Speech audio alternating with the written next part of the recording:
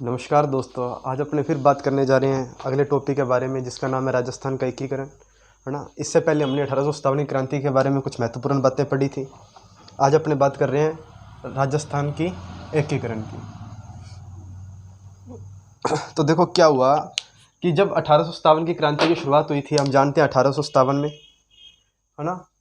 तो उसके बहुत सारे कारण रहे थे, कारण भी हमने पढ़े, उसका रिजल्ट भी, ठीक है। तो आज अपने बात कर रहे हैं राजस्थान के एकीकरण की। आज एकीकरण पूरा नहीं करेंगे अपने, इसको दो पार्ट्स में डिवाइड करेंगे अपने,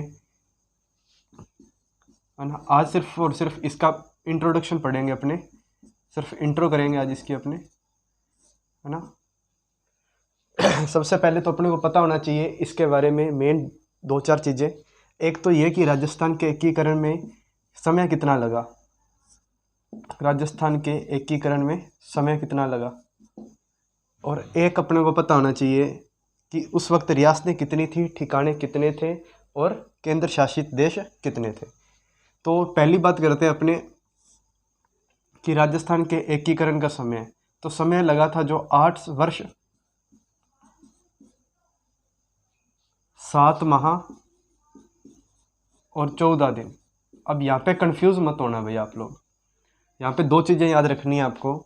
एक तो राजस्थान के एकीकरण का दिन टाइम याद रखना है फर्स्ट, और सेकंड आपको जो याद रखना है वो क्या रखना है, हमारा संविधान, है ना। कन्फ्यूज़न होती है कभी कभी, तो ये दोनों चीज़ें याद रखना। जो हमारा संविधान था वो कितने टाइम में हुआ था, 2 वर्ष 11 माह 18 दिन, ठीक है। लेकिन जो राजस्थान का एकीकरण है वो कितने टाइम में कंप्लीट हुआ था, 8 वर्ष 7 माह 14 दिन। दोबारा रिपीट भी करेंगे अपने इसको, लेकिन साथ साथ अपने को क्या है, इसके लिखते भी जाओ, ठीक है। उसके बाद अपने बात कर रहे थे उस वक्त रियासतें कितनी थी राजस्थान में। लेकिन ऑल इंडिया की बात करें, पूरे भारत की बात करें, तो पूरे भारत में जो रियासतें थी वो 565 थी। अब कई बार क्या होता है, अपनी जो बुक्स हैं उसके अंदर 562 लिखा होता है, ठीक है। लेकिन 562 थी जो, उसने क्या किया था, एक विलय पत्र था ना, जो भारत का विलय पत्र था, उसके ऊपर जो साइन किए थे या हस्ताक्षर जितनी रियासतों ने किए थे वो थी 562। लेकिन उनमें से 3 रियासतें ऐसी थी जिन्होंने इसके ऊपर हस्ताक्षर नहीं किए थे। वो 3 थी, एक तो हैदराबाद, दूसरी जूनागढ़ बीकानेर वाला नहीं, जूनागढ़ किला तो है बीकानेर पे, किला कहाँ है, बीकानेर में। लेकिन जो अपने इसकी बात कर रहे हैं ये कहाँ है, ये है अपने गुजरात में। कहाँ है, गुजरात, याद रखना ये बात। और जो तीसरी रियासत थी वो कौन सी थी, कश्मीर। इन 3 रियासतों ने इसके विलय पत्र के ऊपर सिग्नेचर नहीं किए थे, एक हैदराबाद, दूसरी जूनागढ़, तीसरी कश्मीर। अब बात आती है राजस्थान में कितनी रियासतें थी।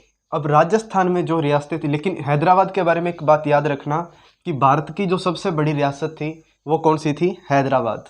सबसे बड़ी रियासत कौन सी थी, हैदराबाद। अब क्या हुआ, अपनों ने पढ़ा था 1857 की क्रांति को अच्छे से। 1857 की क्रांति में क्या हुआ था, जब हमने क्रांति स्टार्ट की थी तब हमें क्रांति के कारण नहीं पता थे। लेकिन 1857 की क्रांति के बारे में हमें पढ़ाया जाता है या हमें बताया जाता है कि वो बहुत जल्दी असफल हो गई थी। असफल होने के कारण थे, एक तो कारण था उसका असमय स्टार्ट होना, है ना। दूसरा जो अपने जो लोग थे उनका आपस में टकराव होना, यानी कि जो हमारे राजा थे उन्होंने सहायक संधियाँ की हुई थी उनसे, अंग्रेज़ों से, जिसके कारण वो हमारा साथ नहीं दे रहे थे, अंग्रेज़ों का साथ दे रहे थे। एक सबसे बड़ा कारण ये भी था। लेकिन हमें ये बोला गया कि हम उस संधि में या फिर उन 1857 की क्रांतियों में क्या थे, असफल हुए थे। परंतु ऐसा नहीं था, कोई भी चीज़ इतनी भी खराब नहीं होती जितना हम समझ लेते हैं। हमने 1857 की क्रांति के तत्कालीन कारण पढ़े, तत्कालीन प्रभाव पढ़े, तत्कालीन रिजल्ट पढ़े। रिजल्ट तत्कालीन उसका नहीं निकला, लेकिन हमने एक बात याद रखनी है कि 1857 की क्रांति थी ठीक है। उसके जो 90 साल थे, कौन से 90 साल जब उसमें प्लस करेंगे तो क्या बनता है 1947। तो 1947 में हम सब जानते हैं कि क्या हुआ था, भारत आज़ाद हुआ था। तो ये 1857 की क्रांति थी जो धीरे धीरे रंग लेके आई, कितने सालों बाद, 90 सालों बाद जब रंग लेके आई तो भारत का क्या हुआ, आज़ादी घोषित की गई भारत की। और भारत की जब आज़ादी घोषित की गई तो अंग्रेज़ों ने क्या किया कि एक जो भारत के जो कर्ता धर्ता थे, जो मेन बंदे थे, उन सब की एक मीटिंग बुलाई और उनको बोला कि आप अब भारत को संभालो, हम जा रहे हैं। तो फिर जब उनकी मीटिंग स्टार्ट की गई तो उन्होंने एक विलय पत्र बनाया। विलय पत्र के ऊपर जिन्होंने हस्ताक्षर किए उनकी रजामंदी ये थी कि वो कहाँ रहेंगे, भारत में रहेंगे या नहीं रहेंगे।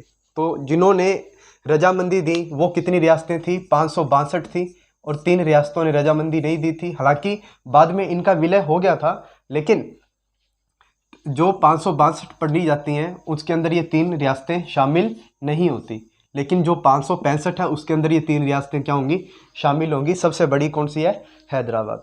अब बात कर रहे हैं अपने राजस्थान की।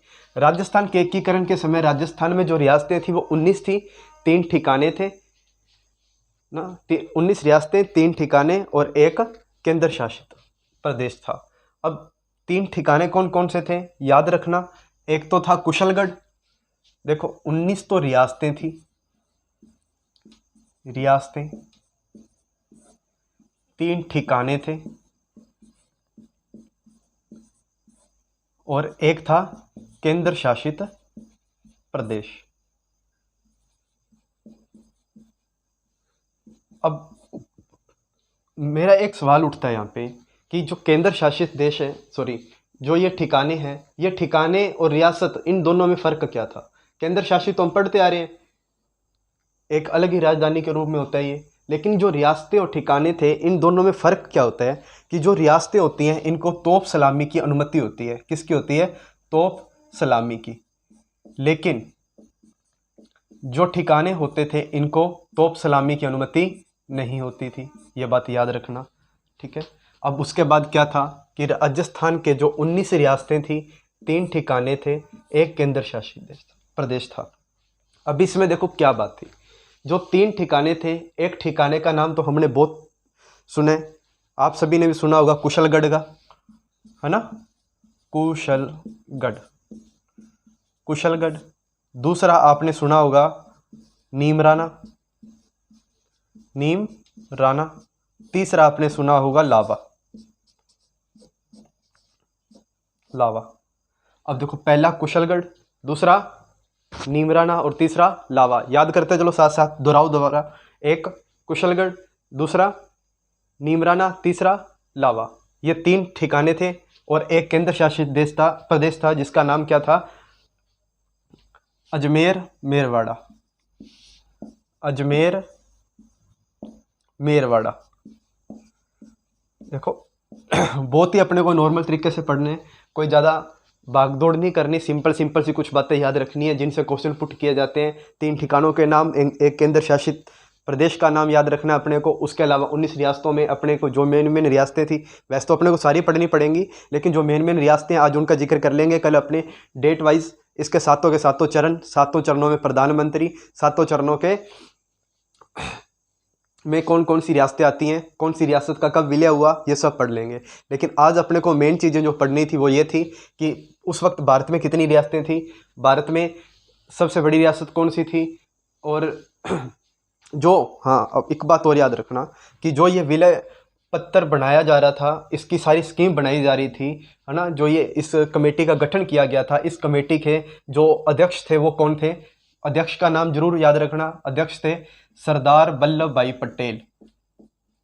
कौन थे, सरदार वल्लभ भाई पटेल, सरदार वल्लभ भाई पटेल, याद रखना ये बात, सरदार वल्लभ भाई पटेल थे, ठीक है। उसके बाद अगर अपने बात करें सदस्यों की, तो सदस्य बहुत सारे थे इसके, है ना, लेकिन जो मेन याद रखने वाली बात है, ये कौन थे, अध्यक्ष थे। कौन, सरदार वल्लभ भाई पटेल, मेन अध्यक्ष ही पूछता है वो, ठीक है, लेकिन सचिव थे वो राजस्थान से थे, मेनन सर। और उसके बाद याद रखने वाली जो बातें हैं वो यही हैं कि 3 रियासतें जो उस वक्त विलय पत्र में शामिल नहीं हुई थी भारत की, कौन कौन सी? हैदराबाद, कश्मीर और जूनागढ़। जूनागढ़ थी जो गुजरात की थी, लेकिन जूनागढ़ जो किला है वो बीकानेर में है, याद रखना इस बात को। उसके अलावा हम बात कर रहे थे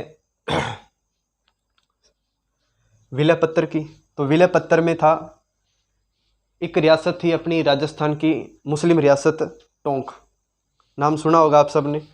टोंक एकमात्र एक ऐसी रियासत थी राजस्थान की जो कह रही थी कि मुझे पाकिस्तान में विलय होना है, हिंदुस्तान में विलय नहीं होना चाहती थी। लेकिन उसके साथ साथ 2 जाट रियासतें भी थी।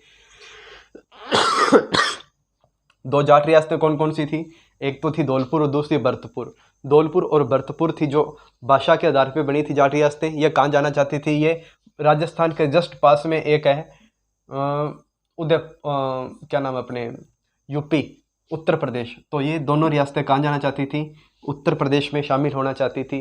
इसी के साथ अपने थोड़ा आगे चलते हैं, इस टॉपिक को और आगे करते हैं। तो हम बात करते हैं इसके अंदर एक रियासत थी उदयपुर।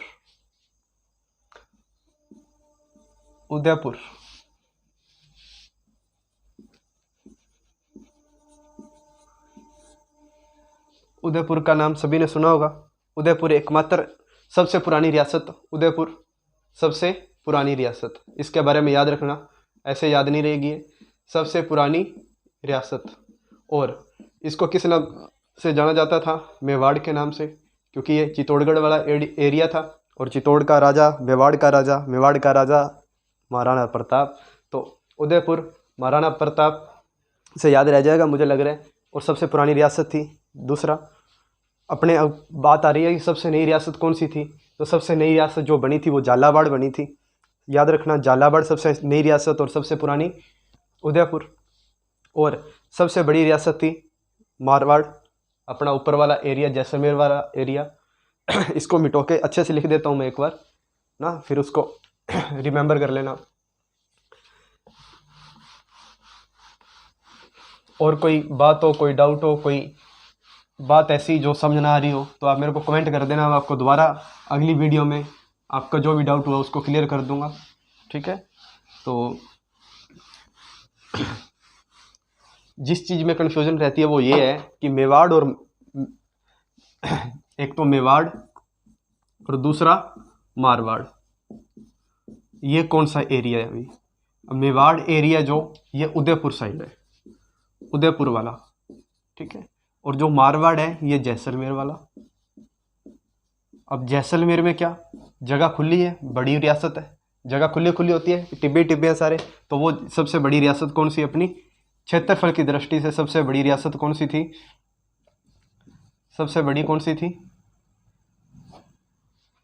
जैसलमेर या मारवाड़ रियासत थी जो वो सबसे बड़ी थी।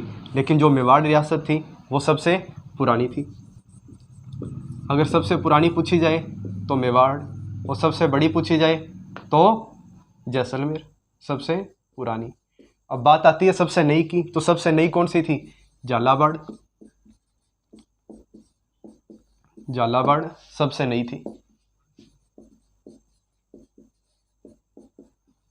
अब बात आती है सबसे पुरानी भी होगी, सबसे नई भी होगी, सबसे बड़ी भी होगी।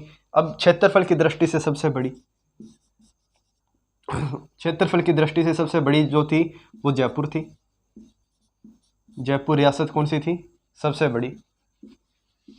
अब हमें पता है कि जो सबसे बड़ी अकॉर्डिंग टू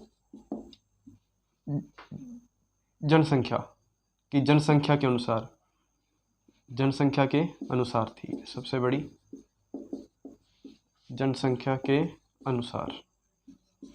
अच्छा, अब एक बात और याद रखो, याद रखने वाली एक और बात मैं बता रहा हूँ तुम लोगों को खास, कि हम बात कर रहे थे कि कौन सी रियासत सभ्य को रियासत रख सकती थी और किसको विलय होना था। जो रियासत सभ्य को रख सकती थी उसके लिए एक कंडीशन रखी गई थी कि एक तो उसके अंदर 10 लाख से ज़्यादा लोगों की आबादी होनी चाहिए।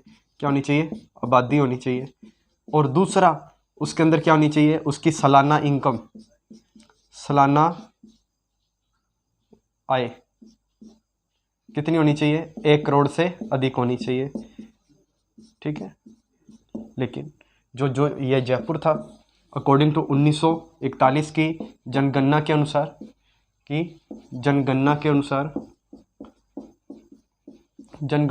इसमें क्या हुआ, इसकी आबादी थी जो वो 30 लाख के लगभग थी, 30 लाख थी। और इसकी जो वार्षिक आय थी वो 1.84 करोड़ थी, करीब करीब 184 लाख रुपए। तो बहुत होती है इनकम उस वक्त के अकॉर्डिंग, तो है ना। तो ये कुछ जानकारियाँ थी, याद रखना इनको भी, कभी भी ज़रूरत पड़ सकती है, कोई भी क्वेश्चन बन सकता है, सबसे पुरानी रियासत, सबसे बड़ी, सबसे छोटी, है ना। तो इस तरह से कुछ बातें हैं जो याद रखने लायक है। तो आई होप तुम्हें ये सब समझ आया होगा। कल अपने जो रह गए इसके जो चरण थे वो 7 चरण थे, हमने पढ़ा। 7 चरणों में राजस्थान का एकीकरण पूरा हुआ था। टाइम लगा था 8 साल 7 माह और 14 दिन, याद रखना ये बात भी। और कोई चीज़ जो आपको ना समझाए आप मेरे को कमेंट कर सकते हो, नंबर दिया हुआ है, आप मेरे को कॉल करके पूछ सकते हो, यहाँ तक कि आप मेरे को व्हाट्सअप भी कर सकते हो, जैसे आपको अच्छा लगे ना। आपकी हर समस्या का समाधान किया जाएगा, है ना। तो आज के लिए इतना बहुत है। बाकी कल अगली जो वीडियो होगी उसके अंदर अपने करेंगे इनको तारीख वाइज, कि कौन सी तारीख को कौन सी रियासत का विलय किस चरण में हुआ। तो देखो आज के लिए इतना बहुत है। जय भारत।